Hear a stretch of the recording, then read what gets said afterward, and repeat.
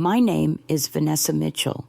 I'm 34, and I'm watching my marriage dissolve like sugar in hot coffee, quickly, inevitably, and with a certain bittersweetness.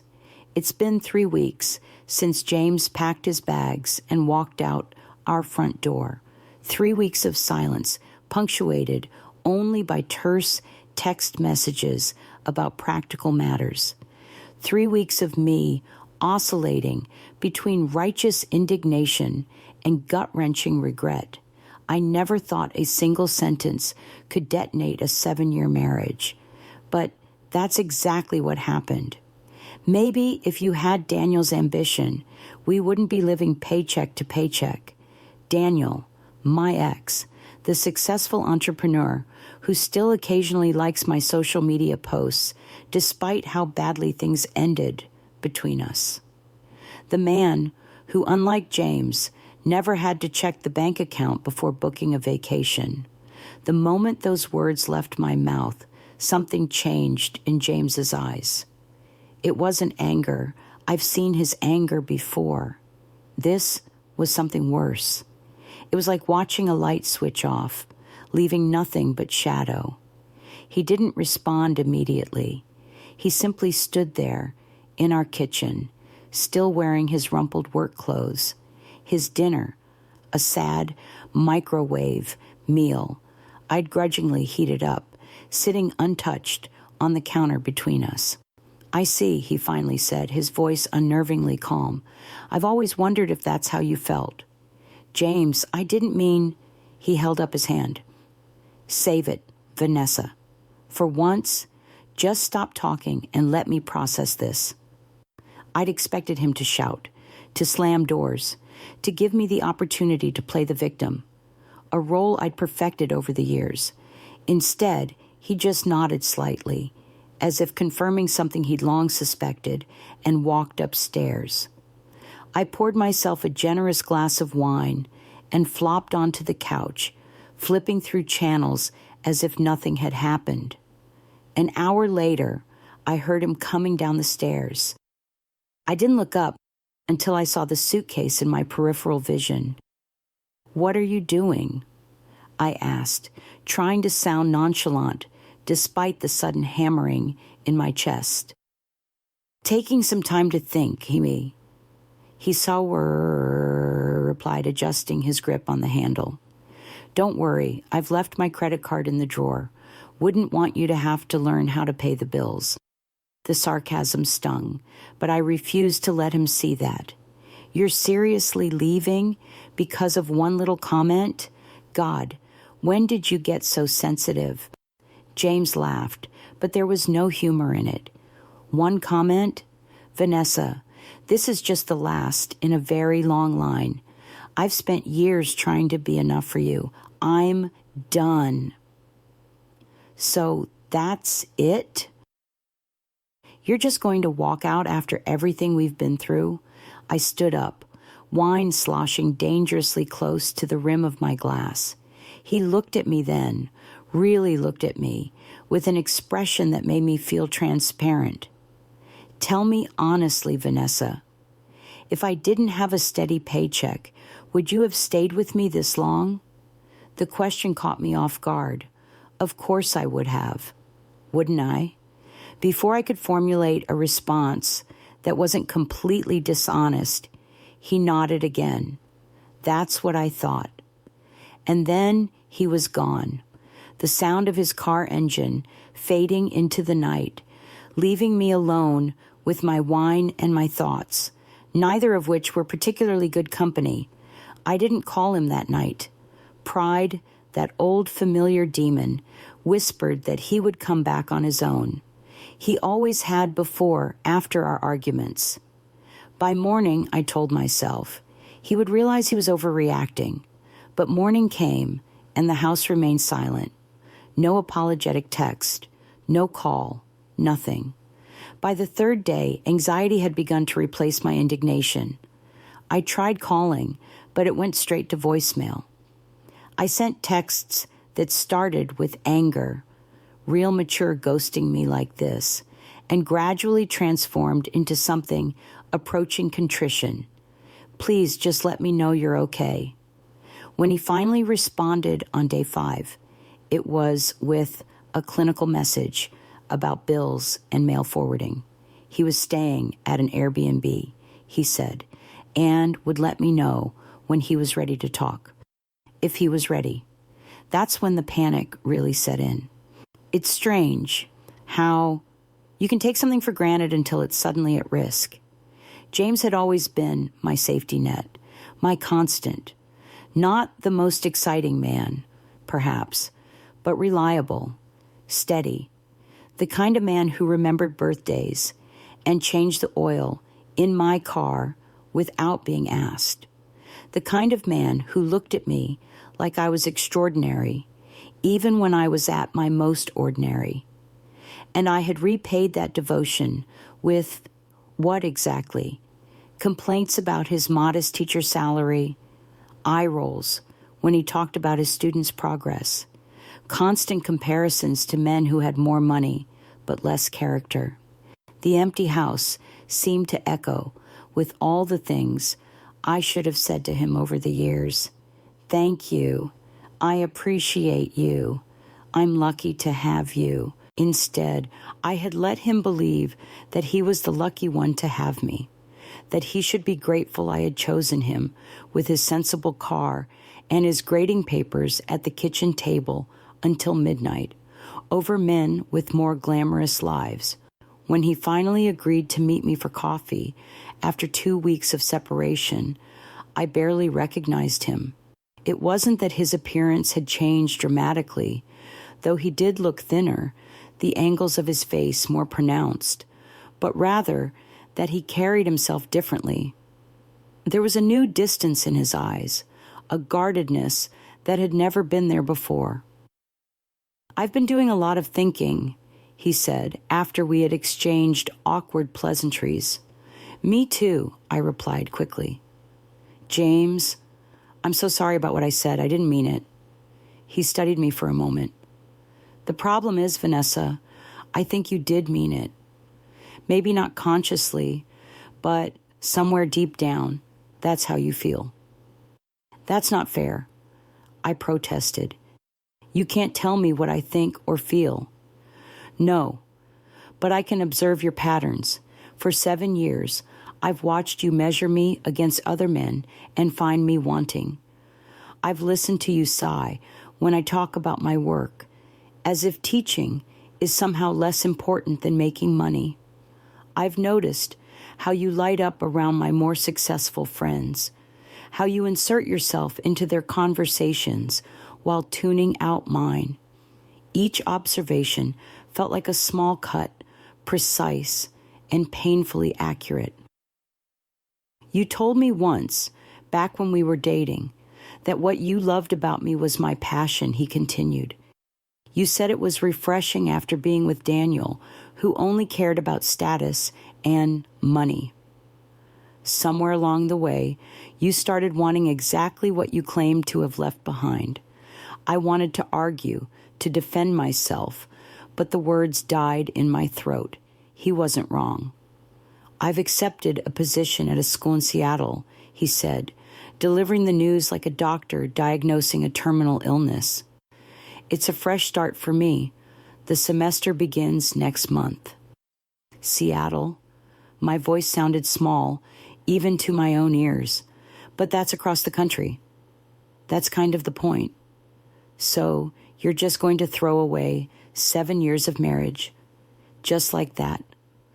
For the first time, I saw a flash of the old James, the one who cared, who felt things deeply. It's not just like that, Vanessa. I've been fighting for this marriage for years. You just never noticed because you were too busy looking past me to something or someone you thought would be better. I never cheated on you, I said defensively. No, but emotional infidelity can be just as damaging. You checked out of this marriage long ago, Vanessa. You stayed physically, but your heart and mind were always scanning the horizon for a better option. The truth of his words stung like antiseptic on an open wound. Had I done that? Had I spent our marriage with one foot perpetually out the door? I still love you, I said, and was surprised to realize I meant it. He smiled sadly. I believe you do, in your way, but you've never respected me, and without respect, love is just an empty word. We could try counseling, I suggested desperately. People work through worse problems all the time.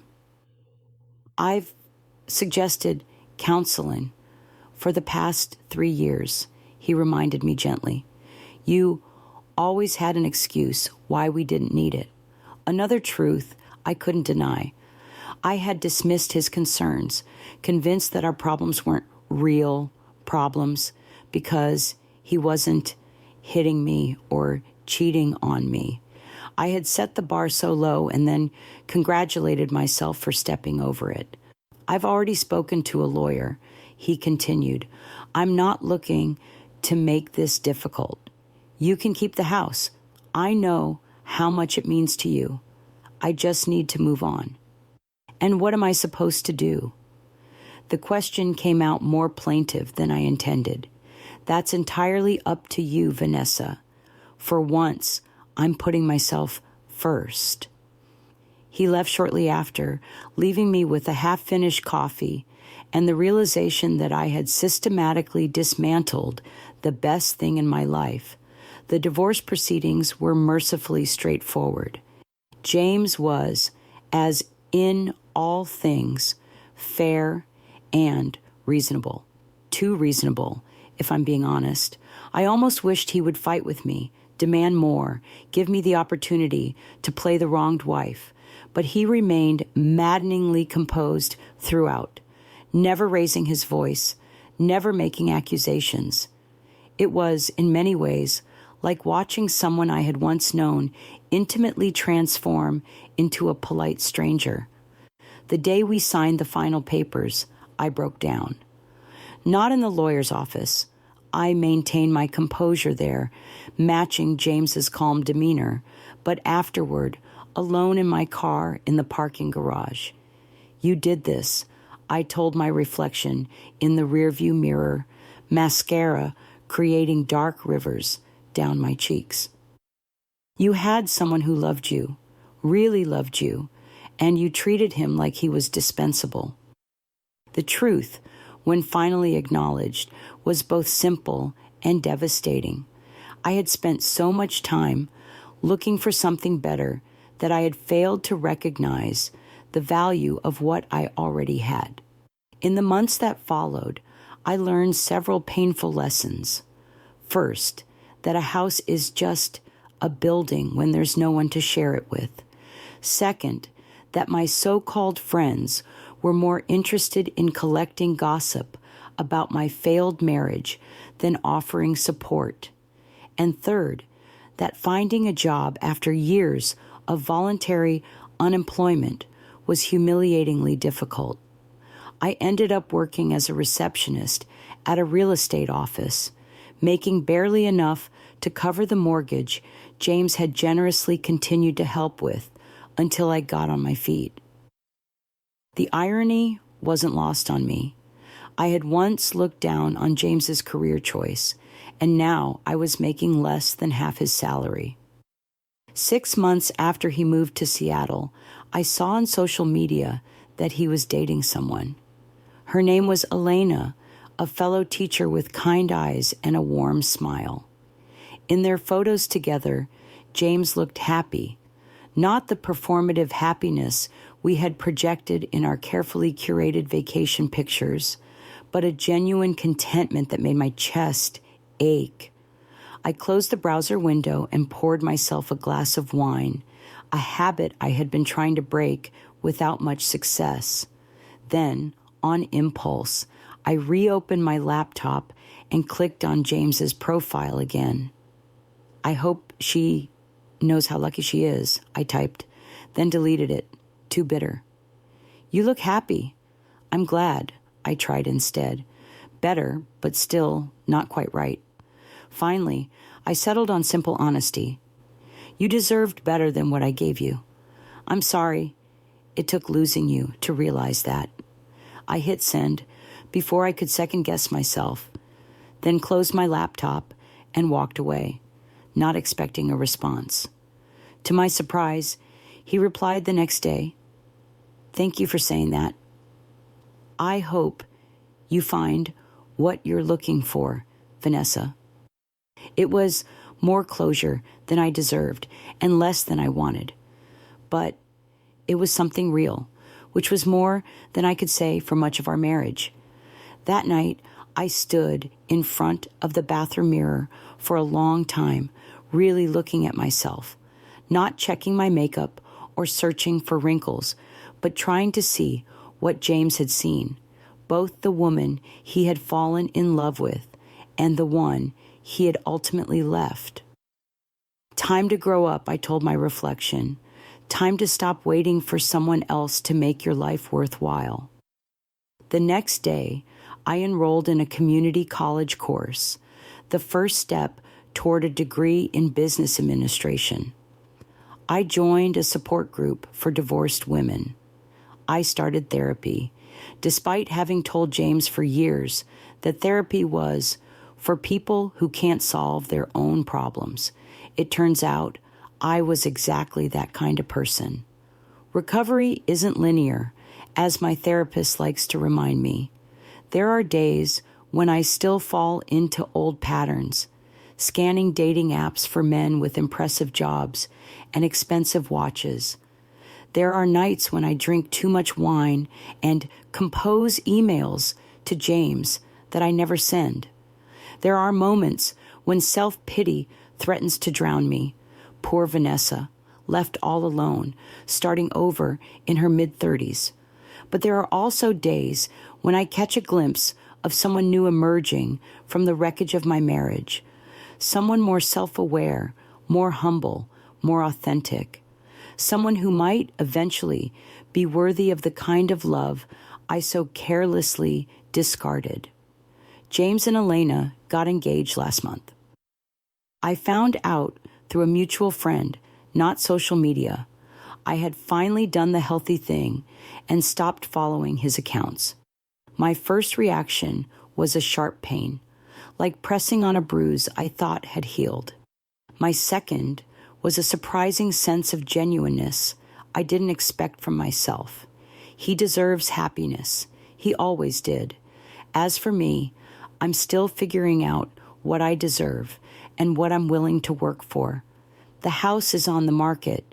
It's too big for one person and too full of memories I'm trying to outgrow. I've been promoted at work, a small victory that feels significant precisely because I earned it entirely on my own. Sometimes, late at night, I wonder if I'll ever have another chance at love, or if my punishment for taking it for granted is to live the rest of my life without it. But those thoughts are becoming less frequent, replaced by a growing sense that regardless of whether I find another partner, I need to become the kind of person who doesn't require one to feel complete. Last week, I ran into Daniel, the ex I had so unwisely thrown in James's face that fateful night. He looked the same. Expensive suit, confident smile, luxury watch gleaming on his wrist. He suggested drinks for old time's sake. 2 years ago, I would have said yes without hesitation. I would have dressed carefully, laughed at his jokes, and allowed myself to be momentarily dazzled by his lifestyle, even knowing the emotional emptiness that came with it. Instead, I smiled politely and told him I had other plans, because the truth is, I finally do.